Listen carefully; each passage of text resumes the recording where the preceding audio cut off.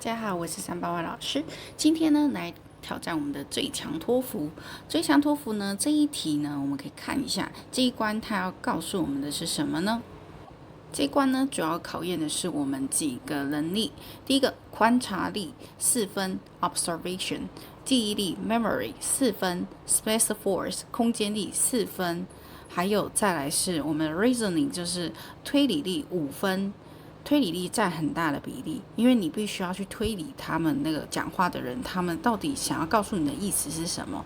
观察他主要的那个语气，还有记忆，他到底是在给你什么样的讯息，跟那个空间力，就是你要去想象当时候的情境。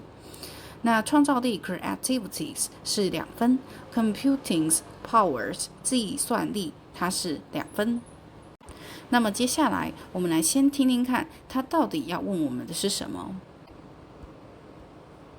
According to the professor, what makes Life in the Iron Mills by Rebecca Harding Davis notable?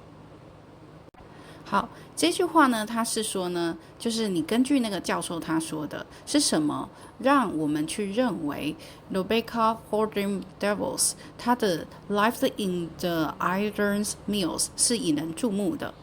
那我们接下来直接来听他们的对话。Okay, everyone. In our last class, we finished up Romanticism, right? So now let's look at something completely different.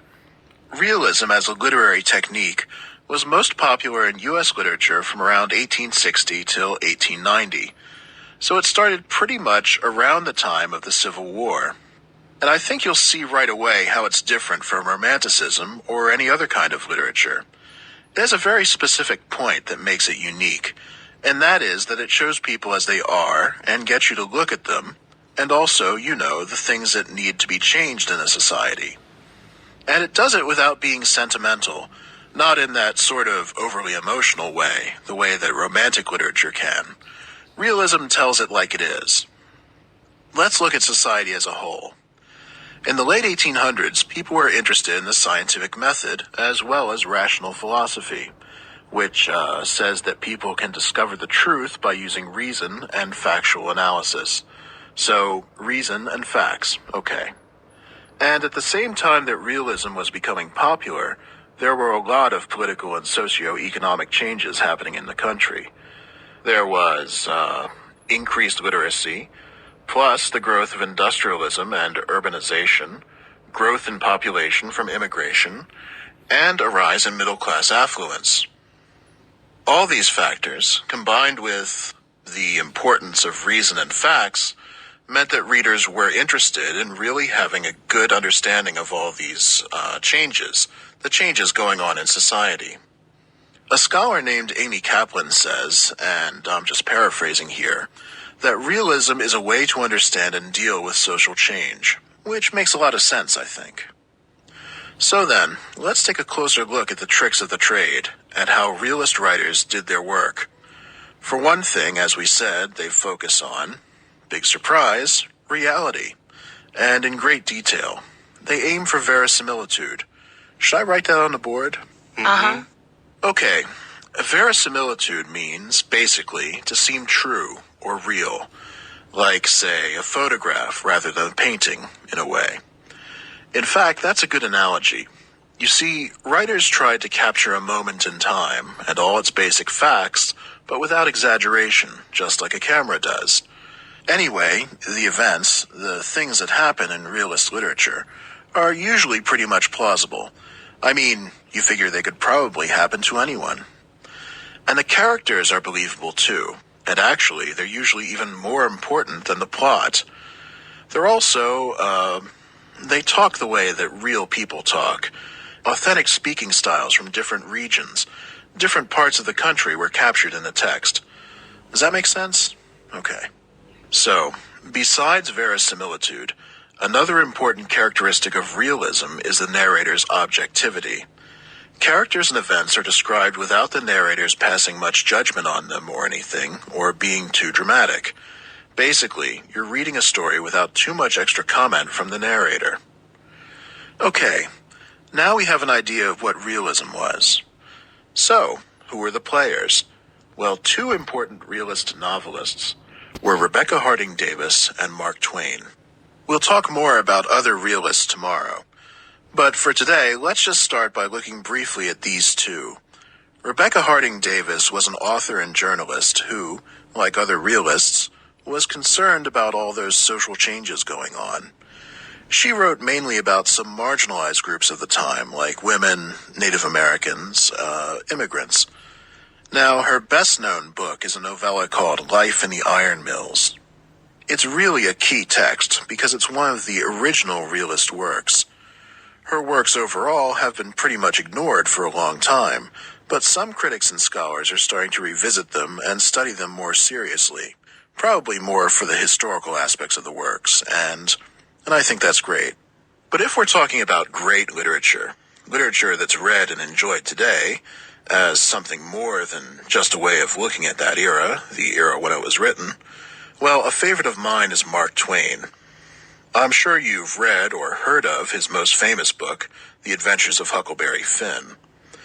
And Twain's style, it goes back to what I said earlier, verisimilitude, the realistic way characters act and talk. You should realize, too, that this was quite a contrast to earlier writers in the U.S. who tried to emulate British writers, tried to be very elegant at the expense of realism.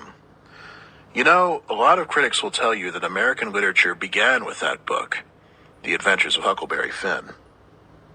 好了，那我们刚刚已经听完了这一篇文章，那它呢，主要就是呢，他在问你说 According to the professor, what makes life in the iron mills by Rebecca Harding Davis notables? 根据这个教授，这个 Rebecca Harding Davis 他所著作的这个 Life in the Iron Mills， 它最著名的是什么呢？第一个选项问你 is unlike her other works， 就是不像他其他的作品，还是第二个 it led to many changes throughout the society， 它呢导致了那个社会有很多的变化。然后第三个 it was one of the first example of realist literatures， 它是其中一个写实文学里面唯一也是最先的一个例子。It influenced the more famous works of Mark Twain。OK， 它呢影响到那个很多的 Mark Twain 的这个作品。OK， 好，这个呢，它正确的答案是什么呢？就是第三个，它是其中一个第一个那个写实文学的代表。从哪里可以知道呢？这时候就是需要我们的推理力咯。来，我们再听一次。Best-known book is a novella called Life in the Iron Mills. It's really a key text because it's one of the original realist works.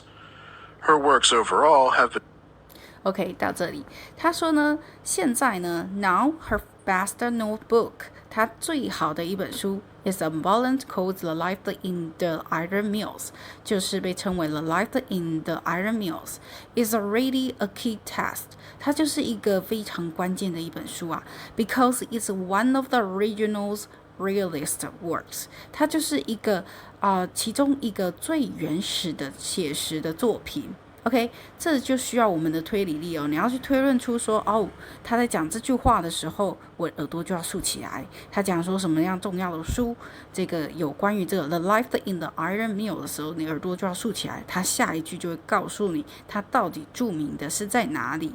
它到底有名的在哪边？那为什么它要用到空间力呢？因为我们还要去想象，在这个教授他在跟我们聊那个写实文学的时候呢，当时候是在一个没有冷气的教室里面，老师就是用一种非常幽默又非常想要让我们知道很多的那个神情来告诉我们这堂课。那这时候你就会非常 focus。非常专注于他在讲什么。那记忆力的部分呢，当然要记忆力咯，因为他整篇下来不只讲到写实文学的一些重要的作家，也要讲到他的特色。观察力，观察力是什么？哎呀，为什么会是有观察力，会有4分呢？因为呢，他在讲这一篇就是关于那个写实文学的时候呢，虽然没有文字，但是你脑子里面其实会出现老师他在跟你讲的话。那这时候你就要观察了，这时候老师说到这个书 The Life in the Iron Mills 的时候，后面应该就是会出现答案了。这时候你就要观察出这样的一个转折点。好，那我来解释一下，刚刚有4个选项嘛，然后我们选了其中一个。那第一个说 "is unlike her other words"，